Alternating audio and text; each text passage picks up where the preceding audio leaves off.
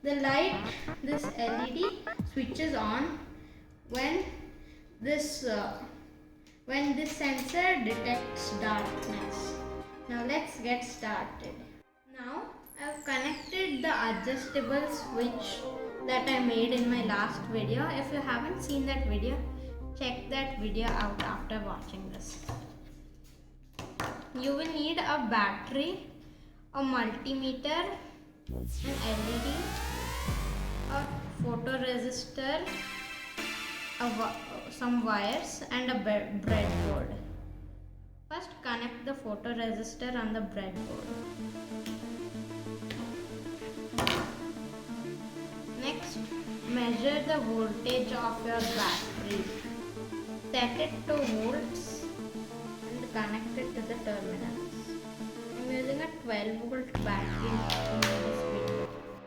Now take some wires and connect the LED to the wires like this. Now take some more wire, connect the grounding pin of the sensor to ground of your battery on the breadboard. Now connect the positive pin of the sensor to the positive pin on the breadboard like so. Now check the LED's positive and negative pins.